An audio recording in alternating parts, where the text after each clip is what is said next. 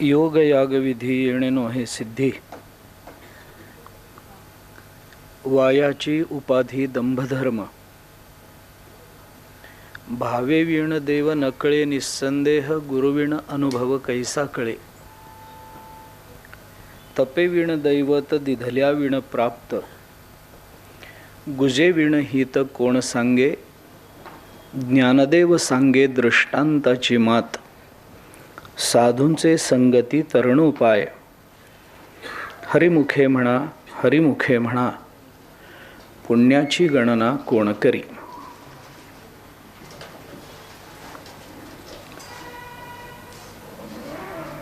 आदरणीय श्री चौधरी परिवाराकडून आयोजित केलेल्या या प्रातिवार्षिक प्रवचनमालेच्या या वर्षीच्या प्रथम सत्राला आपण आरंभ करतो आहोत. याकरता सभागृहामध्ये उपस्थित आदरणीय मंदाताई आणि संपूर्ण चौधरी परिवार, त्याचबरोबरीनं परमश्रद्धेय परमपूज्य मंदाताई गंधे यांच्याही चरणी नतमस्तक होतो. आपण सर्व श्रोते, संत सज्जन, माता भगिनी आपल्या सर्वांच्या चरणी नतमस्तक होतो. यावर्षी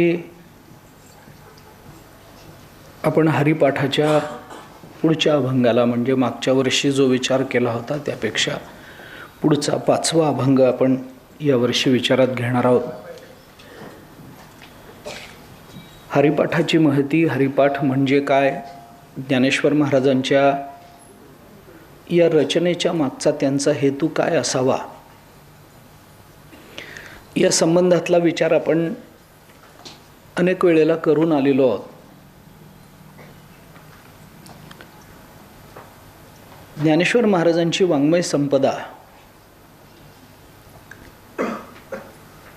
ही ओवी आणि अभंग या 2 छंदांमधून आपल्या समोर अभिव्यक्त होताना दिसते. त्याच्यामध्ये हरिपाठ हे एक असं अभंगांचं प्रकरण आहे की जे प्रकरण परमात्म तत्वापर्यंत जाऊ इच्छिणाऱ्या सामान्यातल्या सामान्य जीवाला आश्वस्त करून सगुण साकार आणि निर्गुण निराकार यांच्यातला वैचारिक भेद मिटवून परमतत्वाचं यथार्थ दर्शन करून देणारी ही अक्षरसंहिता आहे. आणि हा हरिपाठ इतक्या सोप्या भाषेमध्ये ज्ञानेश्वर महाराजांनी आपल्यासमोर व्यक्त केलेला आहे की चांगदेव पासष्टी, अनुभवामृत किंवा ज्ञानेश्वर महाराजांच्या इतर अभंगांचं चिंतन करताना हे ज्ञानेश्वर महाराज तेच आहेत का असं वाटावं, इतका भाषेतला बदल आणि भाषेचं सौलभ्य हे हरिपाठाच्या बाबतीत आपल्याला दिसून येतं. किंबहुना म्हणूनच काही वर्षापूर्वी हरिपाठाचे करते ज्ञानेश्वर महाराज आणि अनुभवामृताचे करते ज्ञानेश्वर महाराज हे एक नसून 2 भिन्न ज्ञानेश्वर महाराज महाराष्ट्रात होऊन गेले, असाही एक कयास विद्वानांनी बांधला होता. अर्थातच तो विद्वानांचा असल्यामुळे खोटा ठरला, परंतु अशी शंका यावी इतका भाषेमधला बदल आपल्याला दिसून येतो. याचं कारण हे आहे की संत जेव्हा बोलतात तेव्हा ते कुणासाठी बोलतात, कारण त्यांच्या बोलण्याचे विषय बदलत नसतात. भगवत तत्वासंबंधानं बोलणं, जीवाच्या कल्याणाकरता बोलणं आणि भगवत तत्वाच्या प्राप्तीतच जीवनाचं कल्याण आहे या सिद्धांताला अनुसरून बोलणं, एवढ्याच करता संतांचा अवतार झालेला असतो. त्यामुळे त्यांच्या बोलण्याचे विषय बदलत नाहीत, पण बोलण्याची शैली मात्र बदलते. कारण कुणासाठी आपण बोलतो आहोत याच्यावर आपल्या बोलण्यामध्ये कोणते बदल करणं आवश्यक आहे याच्याकरता समाज मनाचा असणारा अत्यंत सूक्ष्म अभ्यास संतांच्या ठिकाणी आपल्याला पाहायला सापडतो. चांगदेवांना बोलण्याकरता त्यांना 65 ओव्या पुरू शकतात, पण अर्जुनासारख्यांना सांगण्याकरता त्यांना 9000 ओव्या खर्च कराव्या लागतात. याच्यात विषयामध्ये बदल नसला, याच्यामध्ये जे सांगायचं आहे तो विषय, ते प्रतिपादन, तो प्रतिपाद्य विषय जरी बदलला गेलेला नसला तरी सुद्धा ओव्यांची संख्या इतकी कमी जास्त का होऊ शकते, तर याचं कारण एकच आहे की ऐकणारं कोण आहे. कदाचित ज्ञानेश्वरीसारखा एखादा ग्रंथ धृतराष्ट्रासारख्यांना जर सांगावा लागला असता तर कदाचित 9000च्या 90,000ही ओव्या होऊ शकल्या असत्या. आणि ही अतिशयोक्ती जर आपण लक्षात घेतली तर समोरच्या श्रोत्याला जो विषय समजावून सांगायचा आहे तो सांगण्याकरता विषयाची उत्तमता, विषयाची सर्वश्रेष्ठता आणि श्रोत्याच्या अधिकारातली न्यूनता या दोन्ही गोष्टींना समपातळीवर आणण्याकरता भाषेचे, दृष्टांताचे जे खेळ करावे लागतात, त्याच्याकरता अंतःकरणामध्ये असणाऱ्या प्रामाणिक तळमळीतून ते खेळ होत असतात. त्यावेळेला विषयाचा विस्तार किती झाला याहीपेक्षा ज्याला ते सांगायचं होतं त्याचा उद्धार झाला की नाही याकडे संतांचं लक्ष जास्त असतं. विस्तार कमी जास्त होऊ शकतो. आपल्याकडे भागवताचा विचार करताना, श्रीमद भागवताचा विचार करताना भागवताचं प्रतिपादन 2 पद्धतीनं केलं गेलेलं आहे असं भागवताच्या टीकांमधून, श्रीधरी टीकेमधून आपल्याला दिसून येतं. विवरण करताना ते 2 पद्धतीनं होतं, विस्तार 2 पद्धतीनं होतो. एक व्यास पद्धतीनं विस्तार होतो आणि एक समास पद्धतीनं विस्तार होत असतो. अशा विस्ताराच्या 2 पद्धती भागवताच्या अनुषंगानं आपल्याला सांगितल्या गेल्या. मग हा समास आणि हा व्यास अशा 2 पद्धतीचा विस्तार कशा करता आहे, तर समोर परीक्षिती आहे का नारदांच्या समोर व्यास महर्षी आहेत, याच्यावरून तो व्यासविस्तार का समासविस्तार हे ठरत जातं.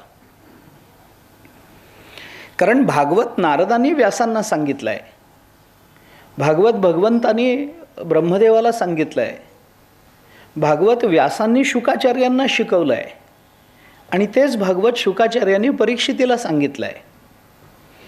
तर पूर्वी सांगितल्या गेलेल्या श्रोत्यांचा अधिकार आणि त्यांची श्रेष्ठता जर लक्षात घेतली तर तिथं व्यासपद्धतीनं सांगण्याचं कारण राहत नाही. समास पद्धतीनं सांगितलं तर पुरतं. पण अधिकाराची न्यूनता असेल तर विषयाचा विस्तार अधिक करावा लागतो. सामान्य संकल्पनाही विस्तारून सांगाव्या लागतात आणि श्रोत्यांच्या अधिकाराची न्यूनता लक्षात घेताना एकच निकष लावला जातो की श्रोत्यांना जिथं गृहीत धरलं जात नाही तिथं विस्तार करावा लागतो आणि श्रोत्यांच्या बुद्धिमत्तेचा आवाका जेव्हा गृहीत धरला जातो त्यावेळेला सूक्ष्म अशा विचारातूनही आपल्याला अपेक्षित असणारा विषय श्रोत्याच्या अंतःकरणामध्ये उतरवता येऊ शकतो. श्रोत्यांना गृहीत धरून जाणारा वक्ता सगळीकडे कदाचित सफल होणार नाही. श्रोत्यांना अजिबातच गृहीत न धरता अगदीच वेडे लोक माझ्यासमोर बसलेले आहेत असं समजून बोलणारा वक्ताही सर्वत्र सफल होत नाही. याच्याकरता समाज मनाची पकड लागते आणि म्हणून ज्ञानेश्वर महाराजांनी सिद्धांतामध्ये कोणतंही परिवर्तन न करता, करण्याचं काही कारणही नाही आणि केलं असतं सिद्धांतामध्ये बदल जर ज्ञानेश्वर महाराजांनी केले असते तर ते संतच ठरले नसते. त्यामुळे तो बदल न करता पण अत्यंत सहज आणि सोप्या भाषेमध्ये ज्ञानेश्वर महाराजांनी मानवी जीवनाच्या कृतार्थतेची व्यवस्था हरिपाठाच्या माध्यमातून कायमस्वरूपी करून ठेवलेली आहे. म्हणून हरिपाठातला सगळ्यात महत्त्वाचा विचार जर काही असेल आणि पुढे येणाऱ्या सगळ्या अभंगातला कुठलाही विचार, तो तात्विक असेल किंवा नसेल, कुठलाही जो विचार, तो विचार बघताना आपल्याला निकष एकाच चरणाचा लावावा लागणार आहे. असोनी संसारी जिव्हे वेगू करी, हे लक्षात ठेवून आपल्याला पुढच्या सगळ्या अभंगांचं चिंतन करणं आवश्यक आहे. हरिपाठाचे हे जे अभंग आहेत, या अभंगामध्ये काही जन्यजनक भाव मानावा की मानू नये या संबंधामध्ये वेगवेगळी मतं आपल्याला दिसून येतात. मला त्या सगळ्याच मतांचा उहापोह करण्याचं आत्ता कारण नाही, परंतु ती संगती जर लावायचीच झाली, एक मालाकार रचनेचा विचार करून स्वतंत्र अभंग, हरिपाठातला प्रत्येक अभंग स्वतंत्र आहे असाही विचार करणं शक्य आहे. आणि हरिपाठातल्या प्रत्येक अभंगामध्ये कुठली ना कुठली तरी कडी ही जोडली गेलेली आहे की जेणेकरून ही एक शृंखला तयार झालेली आहे विचाराची. म्हणून त्यांच्यामध्ये जर जन्यजनक भावसंबंध मानायचाच ठरला तर आपल्याला तशीही संगती हरिपाठाची लावून दाखवता येते. मागच्या वर्षी आपण जो विचार केला त्या विचाराचं चिंतन जर आपण केलं तर ज्ञानदेव म्हणे हरिजप करणे तुटेल धरणे प्रपंचाचे, इथपर्यंत आपण येऊन थांबलो होतो. हरिजप करणे तुटेल धरणे प्रपंचाचे, जर आपण भगवान नामामध्ये प्रवृत्त झालो तर प्रपंचाचं धरणं तुटेल. धरणं तुटेल म्हणजे अट्टहास संपेल, आग्रह संपेल. धरणं तुटेल याचा अर्थ त्याच्या संबंधानं जी आत्मत्व भावना अंतःकरणामध्ये अनंत जन्माच्या अज्ञानाचा परिणाम म्हणून धारण केली गेलेली आहे, त्याच्याबद्दलची जी आत्मत्व भावना अत्यंत दृढ झालेली आहे, ती आत्मत्व भावना आपल्याला तोडून काढता येईल. आणि आपला आत्मत्वाचा विषय, आत्मत्व भावनेचा विषय हा प्रपंच नसून भगवंताचं नाम, भगवंताचं स्वरूप, भगवंताचे चरण आहेत, हे आपल्याला नामस्मरणाने कळू शकेल. असा नामाचा परिणाम 4थ्या अध्यायाच्या शेवटच्या चरणामध्ये ज्ञानेश्वर महाराजांनी आपल्याला सांगितला. आता जर आपल्याला 5व्या अध्यायात प्रवेश करायचा असेल आणि योगयाग विधी येणे नोहे सिद्धी आणि ज्ञानदेव म्हणे हरिजप करणे तुटेल धरणे प्रपंचाचे, या 2 चरणाची संगती आपल्याला लावायची असेल तर ही शंका आपल्याला उपस्थित करून 5व्या अध्यायामध्ये प्रवेश करता येणं शक्य आहे की नामस्मरणानेच प्रपंचाचं धरणं तुटावं, प्रपंचाचा अट्टहास तुटावा, प्रपंचाच्या संबंधानं आत्मत्व अथवा ममत्व भावना संपावी, असा काही नियम करायचा आहे का? अन्य काही मार्ग नाही आहेत का? अन्य काही साधनं उपलब्ध नाहीच आहेत का? भगवत प्राप्तीच्या संबंधानं ज्या साधन परंपरेचा विचार वेदापासून ते संत वाङ्मयापर्यंत वैविध्यपूर्ण रीतीने आपल्याकरता मांडला गेला आणि साधन वैविध्य जे सांगितलं गेलं, अट्टहासाने सांगितलं गेलं, समन्वयपूर्वक सांगितलं गेलं, समुच्चयपूर्वक सांगितला गेला, भिन्न भिन्न विचारधारा या सर्व साधनांच्या संबंधानं बोलतातच बोलतात. कांडत्रय रूपिणी श्रुतीचं हे कोडीसवाणी म्हणणारे ज्ञानेश्वर महाराज वेद सुद्धा कांडत्रय निरूपण करणारा आहे असंच बोलून दाखवतात ना. मग 3 कांडातलं बोलून दाखवतात म्हणजे काय? ज्ञानकांड, कर्मकांड, उपासनाकांड, ही 3 साधनं सांगितलीच आहेत ना. त्याच्यामध्ये योगशास्त्र येतच ना. त्याच्यामध्ये यज्ञयागादिक ही आमच्या संस्कृतीमध्ये असणारी एक अपरिहार्यता आपल्याला दिसून येतेच ना. मग हे जर सगळं होत असेल तर तुम्ही नामाचा अट्टहास का धरून ठेवता? एक आपण लक्षात घेतलं पाहिजे. मी उत्तरे देतो पण थोडं फार विस्तार करणे इतपत वेळ माझ्या हातामध्ये नाही आहे, म्हणून सगळाच विचार सांगत नाही. आपण वाङ्मय पहा, शास्त्र पहा, साधनेचं वैविध्य सांगितलं गेलेलं आहेच आहे. आणि साधनेची एकालंबनात्मकता ही शास्त्रकारांनी सांगितलेली आहे. मग वैविध्य सांगायचं आहे का एकच साधन सांगायचं आहे? तर या दोन्ही गोष्टी सांगायच्या असतात. अधिकाराचा विचार ज्या वेळेला केला जातो त्यावेळेला वैविध्याचं चिंतन सांगणं आवश्यक असतं, कारण जगात सगळे समान अधिकाराचे असू शकत नाहीत. प्रपंच करणं का परमार्थ करणं हा विचार जरी आत्ता बाजूला ठेवला तरी ध्येय एकच आहे ना. प्रपंच करणाऱ्या सगळ्यांचंच ध्येय एक आहे की आपला संसार सुखाचा व्हावा, आणि परमार्थ करणाऱ्यांचंही ध्येय एकच आहे ना की आपल्याला परमपदाची प्राप्ती व्हावी. एकच ध्येय डोळ्यासमोर ठेवून संसार करणारेही अनेक आहेत आणि परमार्थ करणारेही अनेक आहेत. पण प्रपंच करण्यामध्ये तो सुखाचा व्हावा याच्याकरता जी खटपट केली जाते, जी धावपळ केली जाते, त्याच्याकरता जो अट्टहास केला जातो, त्याच्यामध्ये तो सुखाचा व्हावा याच्या व्याख्या व्यक्तिगणिक बदलत जातात.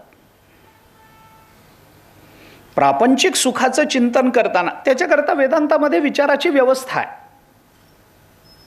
याच्याकरता वेदांताने चिंतन असं सांगितलं की प्रपंच आणि परमार्थ या दोन्ही गोष्टींमध्ये भेद हा आहे की प्रपंच हा पुरुषतंत्राने चालतो आणि परमार्थ हा वस्तुतंत्राने चालतो, अशी व्यवस्था आहे विचाराची. म्हणजे काय?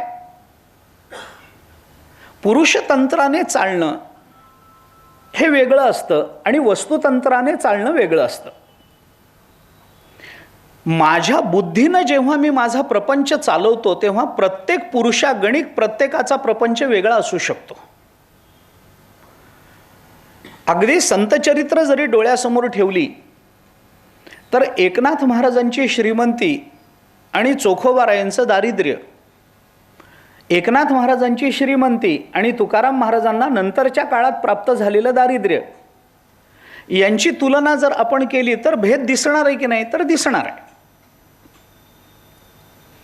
तुकाराम महाराज काय खातो आम्ही कासया सांगाते, कैसे हे लागते नेणोमुखी असं म्हणतात, आणि एकनाथ महाराजांच्या घरी रोज पुरणपोळी होती.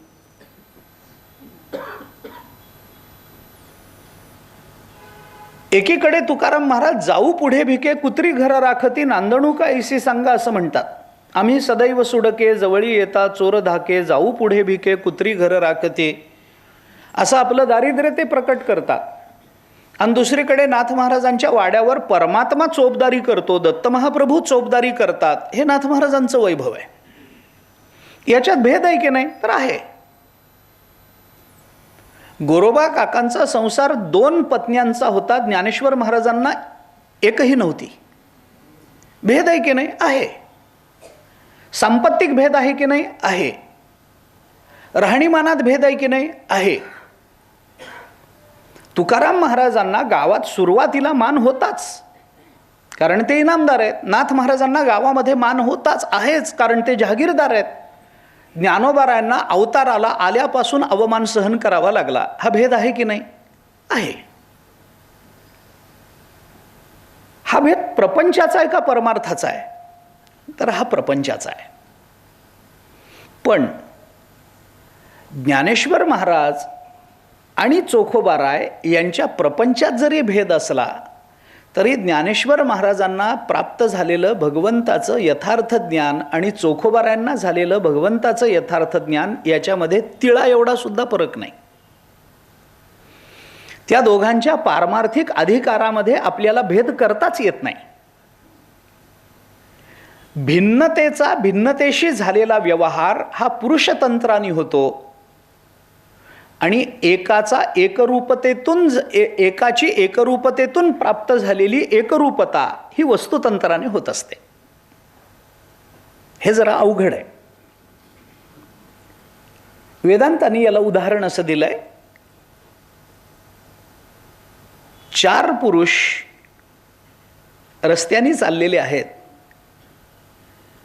आणि त्यांना संध्याकाळच्या वेळेला मंद अंधकारामध्ये एक दोरी वेडीवाकडी पडलेली जमिनीवरती वेडीवाकडी पडलेली दिसली. तर चौघांनाही हा साप आहे असं वाटेल का चौघांना चार वेगळे भ्रम होण्याची शक्यता आहे? वेगळे भ्रम होण्याची शक्यता आहे. कुणाला वाटेल हा साप आहे, कुणाला वाटेल काहीतरी माला पडलेली आहे, कुणाला वाटेल जमीन दुभंगलेली आहे, कुणाला वाटेल कुणाच्या तरी कमरेचा बेल्ट गळून पडलेला आहे, कुणाला तरी वाटेल ही पाण्याची रेषा आहे, कोणीतरी पाणी भरायला जाताना ती वेडीवाकडी रेषा पडलेली आहे. असं चौघांना चार भ्रम होतील की नाही? तर होतील. पण असे चौघांना चार भ्रम झालेले असताना एकदम जर कोणी तिथला दिवा लावला तर चौघांना होणारं ज्ञान चार प्रकारचं असेल का एकच असेल? ते एकच असेल. जेव्हा ज्ञानाची एकरूपता मानली जाते त्यावेळेला ते वस्तुतंत्राने होत असतं आणि भ्रमाचं वैविध्य मानलं जातं त्यावेळेला ते पुरुषतंत्राने होत असतं. पुरुषतंत्रता भेद दाखवते, वस्तुतंत्रता अभेद दाखवते, हा नियम आहे.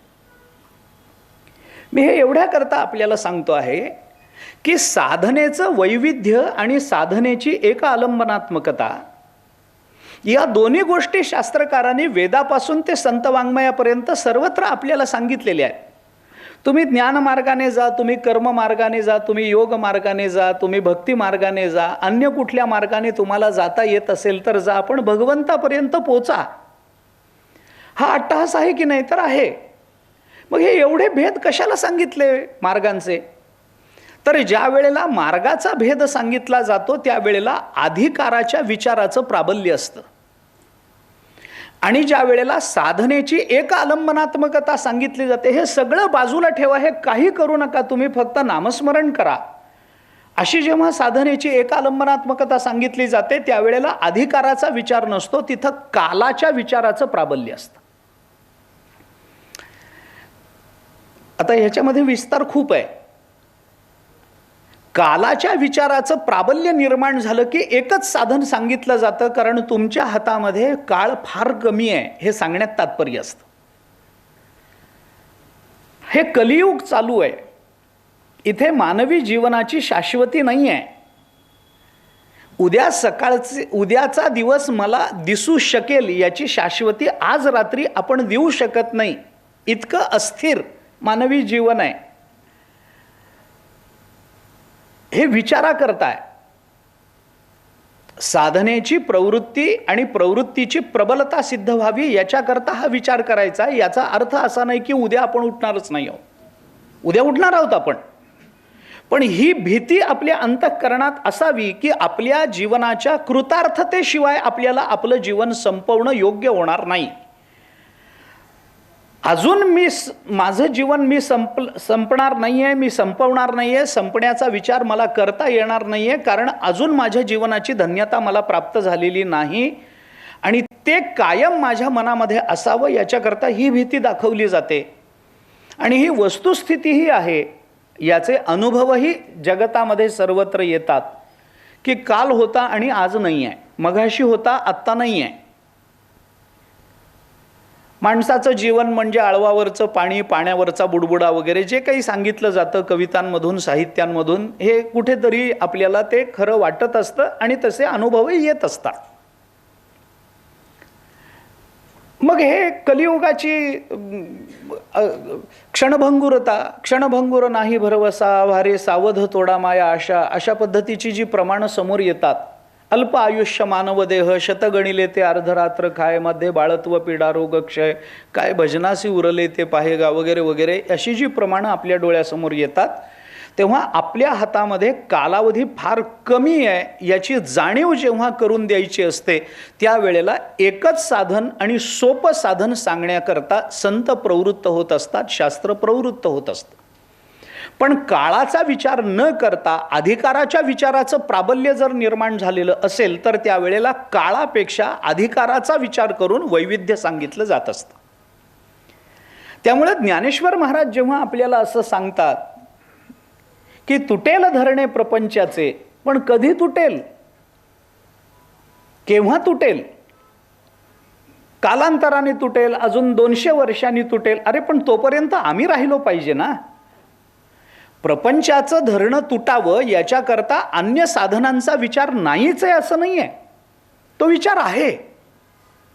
मग तो विचार आहे तर मग ज्ञानेश्वर महाराजांनी हे त्यांचं हे गृहीतक आहे पुढच्या अभंगात प्रवेश करण्याकरता. तुटेल धरणे प्रपंचाचे, मग कशाने तुटेल? अरे ते योगाने तुटेल, कारण योगाने भगवत स्वरूपता प्राप्त होत नाही का? यागाने होत नाही का? अन्य कुठल्या साधनाने होत नाही का? होते. पण या साधनांमध्ये एक दोष आहे. योग याग विधी येणे नो हे सिद्धी, वायाची उपाधी दंभधर्म. आपण प्रवेश करतो, धरणं तुटणार आहे, अन्य साधनांनीही तुटणार आहे, पण अन्य साधनांमध्ये हे दोष आहेत जे दोष नामामध्ये येत नाही. ते दोष नामामध्ये येणार नाहीत. याच्याकरता आम्ही नामाचा आग्रह धरतो आहोत. म्हणून नामाचं चिंतन करण्याकरता हरिपाठाची विशेषत्वानं ज्ञानेश्वर महाराजांनी निर्मिती केली. या संपूर्ण हरिपाठात ज्ञानेश्वर महाराजांनी काय केलंय, काय सांगितलंय, असा विचार जर आपल्याला करायचा झाला तर 3 गोष्टी आपल्याला तत्वदृष्टीनं हरिपाठामध्ये दिसून येतात. नामाचं स्वरूप सांगितलंय, नामाची साध्यरूपता सांगितली आणि नामाचीच साधनरूपता सांगितली. या 3च गोष्टी हरिपाठात स्पष्ट रूपानं प्रकट झाल्या. मग या 3 गोष्टी सिद्ध करण्याकरता जे युक्तिवाद करावे लागतात ते सगळे युक्तिवाद अभंगामधून आपल्याला सिद्ध केलेले दिसून येतात. नाम साधन आहे का साध्य आहे? तर नाम साधनही आहे आणि नाम साध्यही आहे. नाम साधन आहे ना? आहे. काय होतं त्याच्याने? आपण नामस्मरण केलं तर पुण्याची गणना कोण करी, पापाचे कळप पळती पुढे. हरी हरी हरी मंत्र हा शिवाचा, म्हणती जे वाचा तया मोक्ष. आम्हाला मोक्ष प्राप्त करून देणारं, आमच्या पापाची आमच्या दुःखाची निवृत्ती करणारं आणि आम्हाला पुण्य म्हणजे सुख प्रदान करू शकणारं असं नाम आहे. ही नामाची साधन रूपता आहे. नाम साध्य आहे की नाही? आहे. का? कारण अद्वैत कुसरी विरळा जाणे. कारण हे सगळ्यांना कळत नाही. नाम कोणी घ्यावं, नाम कोण घेऊ शकतो, नामाचा अधिकारी कोण आहे, अमुक अमुक अमुक अमुक हे प्राप्त करून घेणारा त्याच्यानंतर नामस्मरण करता येतं, ज्याला वेदांतामध्ये अनंतर्य असं म्हणतात. तो अधिकार ज्याला सिद्ध झाला तो नामस्मरण करू शकतो. मग या नामाचं स्वरूप काय? गगनाहुनी वाढ नाम आहे. म्हणजे नामाचं स्वरूप आहे, नामाची साधनरूपता आहे, नामाची साध्यरूपता आहे. आणि त्याचं स्वरूप, साधनरूपता आणि साध्यरूपता सिद्ध करण्याकरता ज्या ज्या युक्तिवादांची आवश्यकता ज्ञानेश्वर महाराजांना वाटते, कारण या 3 गोष्टी नामसंबंधाने आपल्याला कळाव्यात अशी त्यांची तळमळ आहे. आणि ही तळमळ फक्त कळवून देण्याकरता नाही, तर नामाचं हे महत्त्व कळून नामाकडे आपली प्रवृत्ती वाढावी याच्याकरता म्हणून ज्या युक्तिवादांची त्यांना आवश्यकता वाटते ते सगळे युक्तिवाद या अभंगांमधून प्रकट झाले. कारण ज्ञान ते आहे जे प्रवृत्त करतं. ज्ञानाचा विचार आपण जर थोडा वेगळ्या पद्धतीनं केला तर आपल्याला हे लक्षात येईल. वेदांत काय म्हणतो, वेदांताचं चिंतन काय? आपण जर अगदी गीतेचा जरी विचार केला तरी प्रवृत्त करणारं ज्ञान आहे का निवृत्त करणारं ज्ञान आहे? गीता म्हणेल निवृत्त करणारं ज्ञान आहे.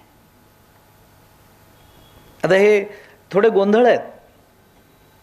यस्त्वात्मतिरेव स्यात् आत्मतृप्तश्च मानवः आत्मन्येवच संतुष्टः तस्य कार्यम न विद्यते म्हणणारी गीता. पण ज्ञान झाल्यानंतर मात्र करिष्ये वचनम तव हा शब्द द्यायला भाग पाडते. हा विरोधाभास आपण कसा मिटवणार आहोत? कार्यम न विद्यते, त्याला कोणतंही, ज्याला ब्रह्मज्ञान झालं त्याला कोणतंही कार्य राहत नाही असं म्हणणारी गीता अर्जुनाला मात्र म्हणायला लावते की देवा आता मला सगळं कळालेलं आहे, आता तू म्हणशील ते मी करीन. मग त्याला जर कार्य राहत नाहीच तर मग तू म्हणशील ते मी करीन हा शब्द तरी देण्याचं, अभिवचन देण्याचं काय कारण आहे? कशा करता? मग त्याला कार्य राहतं का राहत नाही? जर राहत नाही म्हणावं तर करिष्ये वचनम तव या अभिवचनाला अर्थ राहत नाही. आणि जर त्याला कार्य राहतं असं म्हणावं तर गीतेच्या या श्लोकाला अर्थ राहत नाही. मग ज्ञानाकडे प्रवृत्ती व्हावीच कशा करता, जर ते ज्ञान आम्हाला कर्मातून निवृत्त करणारं नसेल तर. असा विरोधाभास निर्माण होऊ शकतो ज्ञानाच्या बाबतीमध्ये. पण त्याच्यातली गंमत ही आहे, त्याच्यातला समन्वय हा आहे की ज्ञान आम्हाला कर्मातून मुक्त करतंच याच्याबद्दल संदेहच नसावा. मग करिष्ये वचनम का म्हटलं? जर निवृत्त करणारं आहे तर प्रवृत्ती का दाखवली गेली? तर निवृत्त होण्याकरता ते प्रवृत्त करतं ते ज्ञान आहे, हे लक्षात घेतलं पाहिजे. कारण आम्ही निवृत्त नाही आहोत. याची संगती कशी लावायची हा प्रश्न अजून वेगवेगळ्या अर्थाने आपल्याला सोडवता येईल. मला आत्ता माझ्यासमोर तो मुद्दा नाही आहे म्हणून मला त्यात प्रवेशही करायचा नाही आहे. पण ज्ञान ते ज्ञानेश्वर महाराजांना आम्हाला नामाचं स्वरूप सांगायचं काय अडलंय? गगनाहुनी वाढ नाम आहे, असू देत ना. अद्वैत कुसरी विरळा जाणे, अधिकाऱ्यालाच फक्त ते कळू शकतं, असू देत ना. अरे ते साधन आहे, बरं असू दे. तुम्ही आम्हाला का सांगता आहात? आम्हाला स्वरूप सांगणं, आम्हाला त्याची साधनरूपता साध्यरूपता सांगणं हे कशा करता चाललंय? तर आम्ही नामाकडे प्रवृत्त व्हावं म्हणून ना. नामाचं महात्म्य कळालंय पण नाम मुखाला आलं नाही तर कळालेल्या नाम महात्म्याला काडी लावली तरी चालते. मुखाला येतच नसेल तर कळून करायचंय काय? तिकडे प्रवृत्ती होतच नसेल तर कळून करायचंय काय? ज्ञानाचं असं आहे, वेदांतामध्ये ज्ञानाचा परिणाम 3 रूपाने असतो. ज्ञान एकतर प्रवृत्त करतं, ज्ञान एकतर निवृत्त करतं, नाहीतर ज्ञान उदास करतं. 3च गोष्टी आहेत ज्ञानाच्या बाबतीत. आणि कुठल्याही ज्ञानाच्या बाबतीत ते वृत्ती ज्ञान असेल नाहीतर स्वरूप ज्ञान असेल, याच्या पलीकडे ज्ञानाचा परिणाम नसतोच. एकतर ज्ञान झाल्यामुळे आपण प्रवृत्त होऊ, नाहीतर ज्ञान झाल्यामुळे आम्ही निवृत्त होऊ, नाहीतर ज्ञान झाल्यामुळे आम्ही उदास होऊ. आता याची उदाहरणं म्हणून मी म्हटलं की हा विषय ज्ञानाचा आहे, आत्ता माझ्यासमोर तो नाही आहे. पण मी एवढ्याकरता आपल्याला हे सगळं सांगतो आहे की ज्ञानेश्वर महाराजांनी हरिपाठामध्ये या 3 गोष्टी आपल्याकरता विशेषत्वानं अधोरेखित केल्या आहेत आणि त्याच्याकरता आवश्यक असणारे युक्तिवाद अभंगांमधून केलेले आहेत. नाम महात्म्य सांगणं हा हेतू आहे. मग हे कसं सांगायचं? नाममहात्म्य सांगण्याची पद्धत काय आहे? 2 पद्धतीनं कुठलंही महात्म्य सांगितलं जातं. त्याच्या 2 पद्धती आपण संत वाङ्मय जर पाहाल, ज्ञानेश्वरी गाथा जर बघाल आपण, तर 2 पद्धतीनं आपल्याला हा विचार करता येतो. वर्ण्य विषयाची गुणसंपदा सांगणं हे एक महात्म्य सांगणं असतं. आणि ज्या वर्ण्य विषयाचं आपल्याला वर्णन करायचं आहे तद व्यतिरिक्त अन्य साधनांचा निषेध करून त्याची एकमेवाद्वितीयता सिद्ध करणं हे महात्म्य सांगण्याचं दुसरं चिंतन असतं, दुसरा प्रकार असतो हा. म्हणजे काय करा, आता हे वेदांतात जायचंच झालं, मला ज्याचं वर्णन, नाम मोठं आहे एवढंच सांगा, हा एक प्रकार. आणि नामासारखं दुसरं काहीच नाही हे सांगा, हा दुसरा प्रकार. मग यज्ञ नामासारखा नाही, योग नामासारखा नाही आहे, ब्रह्मज्ञान नामासारखं नाही आहे, कर्म नामासारखं नाही आहे, म्हणून या सर्व साधनांचा निषेध करत जाणं आणि एकट्या नामाला साधन म्हणून शिल्लक ठेवणं हा एक प्रकार असतो. आणि दुसरा प्रकार फक्त त्याच्याचबद्दल बोलत राहा, फक्त त्याच्याबद्दल बोलत राहा, नामाचंच महत्त्व सांगत राहा. नामाने पाप जातं, नामाने पुण्य प्राप्त होतं, नामाने मोक्ष प्राप्त होतो, नाम तुम्हाला आनंद देतं, नाम प्रत्येक क्षणी तुमचा आनंद वाढवतं, नाम घेताना आपल्याला देहाचा विसर पडतो, नाम घेताना आपल्या स्वरूपाचाही आपल्याला विसर पडतो, नाम ज्याचं घ्यायचं आहे तो नाही भेटला तरी चालेल इतका आनंद नामामध्ये आहे. हे नामाबद्दलचं बोलणं हा नामाच्या वर्णनाचा एक प्रकार झाला. आणि दुसऱ्या प्रकारात नामाबद्दल बोलूच नका, तुम्ही बोला कर्माबद्दल आणि हे सांगा की कर्म फार महत्त्वाचं नाही आहे, कर्मानं आपल्याला बंधन निर्माण होतं, कर्म आपल्याला मोक्ष नाही प्राप्त करून देऊ शकत, योग आपल्याला मोक्ष नाही प्राप्त करून देऊ शकत. योगाचं असं आहे, योगाचं तसं आहे, यागाचं असं आहे, यज्ञाचं तसं आहे. ज्ञान नावाचं साधन आहे महत्वाचं, गोष्ट खरी आहे, पण ब्रह्मज्ञानाचे खेळ काही सोपा नाही आहे. मग काय करा? नाम किती सोपं आहे. झालं. 2 पद्धती असतात. मागे मी कदाचित उदाहरण सांगितलं असेल, मला आत्ता पुन्हा आठवलं लगेच म्हणून मी सांगतो आपल्याला. आमच्या ओळखीचे एक गृहस्थ ते व्हायोलिन वाजवायचे. तर ते विद्यार्थ्यांना शिकवायचे. ते आता रागदारी शिकवताना त्याच्यामध्ये काही रागांमध्ये काही स्वरवर्ज्य असतात, काही तीव्र लावावे लागतात, काही कोमल लावावे लागतात, असं काय काय त्या शास्त्रानुसार ते आहे. भूप रागामध्ये मध्यम वर्ज्य असतो. भूप रागामध्ये मध्यम वर्ज्य असतो. भूप राग तसा अगदी सोपा म्हणून पहिल्यांदा शिकवला जातो बऱ्याच वेळेला. त्यात मध्यम वर्ज्य आहे. मग ते व्हायोलिन वाजवायचे, विद्यार्थ्यांना शिकवायचे. शिकवल्याबरोबर विद्यार्थी एका क्षणात कसा आत्मसात करेल? चुका होतात, कुणाच्याही होतात. बरं, ते व्हायोलिनवर काय असतं? सतारीसारखे पडदे नसतात. ते अभ्यासाने, अनुभवानेच कुठल्या जागेवर कुठला स्वर निघतो हे अभ्यासूनच आत्मसात करावं लागतं. सतारीसारखे पडदे नाही आहेत त्याला. या पडद्यावर दाबलं तर सा, मग रे, असं नाही आहे. ते आपल्याबरोबर अभ्यासानं ते आत्मसात करावं लागतं. मग ते विद्यार्थ्यांकडून चुका व्हायच्या. मग ते भूप रागामध्ये सारे ग प ध सा सांगताना क्वचित विद्यार्थ्यांकडून मध्यम वाजायचा. ती जागा चुकायची. जागा चुकली की मध्यम यायचा. मग ते काय करायचे? बाकीच्या सगळ्या विद्यार्थ्यांना शांत बसायला लावायचे.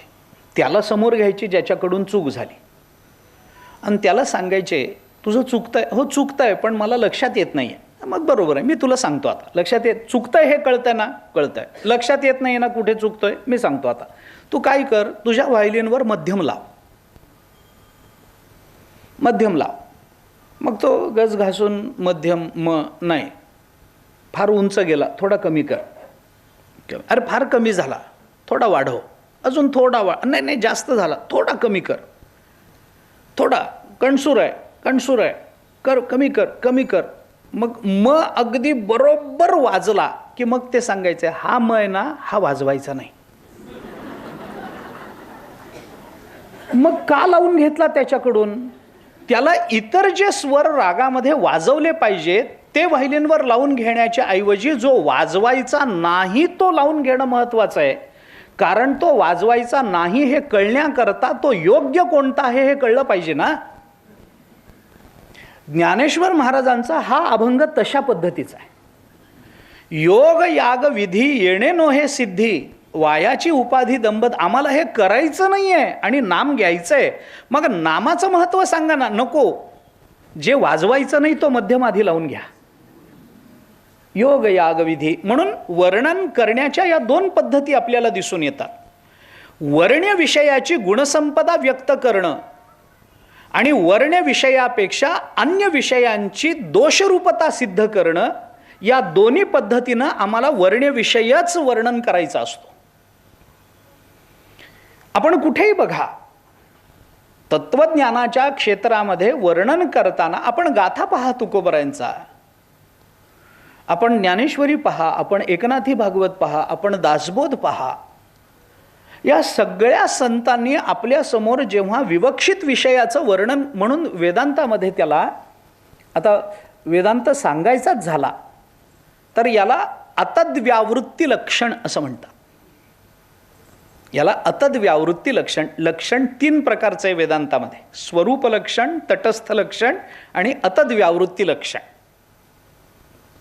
हे अतद्व्यावृत्ती लक्षण सहसा सांगितलं जात नाही, पण आचार्यांनी, भगवतपूज्यपाद शंकराचार्यांनी केनोपनिषदाच्या भाष्याच्या सुरुवातीला या लक्षणाचा विचार केला आहे. सुरुवातीलाच आहे, विस्तार करायचा नाही. ते अतद्व्यावृत्ती लक्षण म्हणजे अमनुष्य प्रतिषेध न्याय असा तो न्याय आहे. आता हे अवघडच होत जाणं, म्हणून वेदांत सहसा सांगूच नाही, ते अवघडच होत जातं. पण ते काय आहे, आता ते सांगायचं, त्याला आमच्या मराठवाड्यामध्ये त्याला खाजवून खरूज काढणे असं म्हणतात.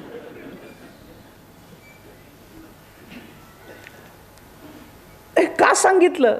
योग याग विधी येणे नोहे सिद्धी, हे काय नाममहात्म्य सांगणं चालू आहे? हे नाममहात्म्यच आहे, नाममहात्म्यच आहे. पण हे नाममहात्म्य असं आहे की नामाचा उल्लेख नाही, पण महात्म्य नामाचं चालू आहे. कारण नामा व्यतिरिक्त नाम जातीतल्या साधन संपदेतला फक्त दोष सांगणं चालू आहे. आणि हे गृहीत आहे की हा दोष नामात नाही, म्हणून तुम्ही नामस्मरण करा. हे गृहीतक आहे त्याच्यातलं. म्हणून मग पुढे जी काही भूमिका नंतर ज्ञानेश्वर महाराजांनी मांडली, ज्याच्याकडे आपल्याला नंतर यायचं. पण योग याग विधी येणे नोहे सिद्धी, वायाची उपाधी दंभधर्म, नामा व्यतिरिक्त अन्य साधनांच्या संबंधामध्ये काय दोष येऊ शकतात याचा विचार ज्ञानेश्वर महाराजांनी इथं आपल्याला केलेला दिसून येतो. मग याच्याने सिद्धी होत नाही. कुणाची सिद्धी करणं चालू आहे? कुणाची सिद्धी करायची आहे? योग याग विधी येणे नोहे सिद्धी, कुणाची सिद्धी? विचार असा आहे, सिद्धी परमात्मा सोडून कुणाचीच होत नसते. सिद्धीचा जेव्हा, सिद्धी हा शब्द रिद्धी सिद्धीतली सिद्धी नाही. सिद्धी म्हणजे सिद्ध करणं, निश्चयात्मक भूमिकेतून त्याला मांडणं, ज्याची भावरूपता, ज्याच्या अस्तित्वाच्या संबंधाने निस्संदेहपणाने विधान करणं, याला सिद्ध करणं असं म्हणतात. आपण एखादं प्रमेय सिद्ध करतो, तर ते सिद्ध करणं म्हणजे ते आहे हे दाखवून देणं. ते आहे हे दाखवून देणं कुणाच्या बाबतीत घडतं? तर हे परमात्म्याशिवाय कुणाचाच सिद्धीचा विचार वेदांतामध्ये येत नाही. जगताची सिद्धी करायला वेदांत कधी प्रवृत्त झाला नाही. येणे नोहे सिद्धी, कुणाची सिद्धी? देवाची सिद्धी. येणे नोहे भगवत तत्वाची मग ते सगुण का निर्गुण ते नंतर ठरवा. भांडणच करायचं असेल तर ते नंतर, पण भांडणाचा विषय काय हे आधी ठरवा. होतं काय दुर्दैवाने, भांडण सुरू होतं मग हळूहळू विषय ठरायला लागतात. असं करून चालत नाही. ज्याला चांगलं भांडण करायचं आहे ना, त्याने आधी विषय ठरवून घ्यावा, मग भांडण करावं. ते जास्त सोपं जातं. त्या भांडणाची प्रतिष्ठाही असते आणि मग त्याला वेदांत म्हणतात. विषय ठरलेला आहे ना, परमार्थाचा विषय ठरलेला आहे. परमात्मा हे ठरलेलं आहे. मग तो सगुण साकार मानायचा का निर्गुण निराकार मानायचा, ते तपशिलातले मतभेद आहेत, ते ठीक आहे. पण सिद्ध करायचं आहे ना तुम्हाला. कशा करता हे योग याग नाम भक्ती ज्ञान कर्म कशा करताय? भगवत प्राप्ती करताय ना. मग त्याची प्राप्ती असेल तर पहिल्यांदा तो सिद्ध झाला पाहिजे ना. तर तो याच्याने सिद्ध होत नाही. योग याग विधी येणे नोहे सिद्धी, याच्याने त्याची सिद्धी होत नाही. कुणाची होत नाही? परमात्म्याची. कारण परमात्म्या व्यतिरिक्त अन्यांची सिद्धी करण्याचं कारणच नाही आहे. जगताची सिद्धी नाही, जीवाची सिद्धी नाही. जीवाला सिद्ध करायचं असेल तर ब्रह्मरूप म्हणून सिद्ध केलं पाहिजे. तुका म्हणे कैची कीव कोठे जीव निराळा, ही जीवाची सिद्धी आहे. अवघेची त्रैलोक्य आनंदाचे आता, ही जगताची सिद्धी आहे. जगत दुःखरूप आहे, जीव अल्पज्ञ आहे, जीव अल्पपरिमाणी आहे, जीव अंशरूप आहे, ही जीवाची सिद्धी नाही आहे. हे जीवावर झालेल्या आरोपाच्या निवृत्तीचे विचार आहेत. जीवदशेचे जे आरोप ब्रह्मतत्वावर झाले, त्या आरोपाच्या निवृत्ती करता त्याची दुःखरूपता, त्याची असद्रूपता, त्याची जडरूपता हे सांगणं सगळं चालू आहे, ते त्याच्याकरता आहे. पण जेव्हा ह्या सगळ्या गोष्टीला निवृत्त करून त्या जीवाला ब्रह्मरूप आपण म्हणू, त्यावेळेला ती जीवाची सिद्धी झाली ब्रह्मरूपान. म्हणून जी जी सिद्धी होते ती ब्रह्मरूपानेच व्हावी लागते. आणि ब्रह्मरूपानं जे होतं त्याला सिद्ध होणं म्हणतात.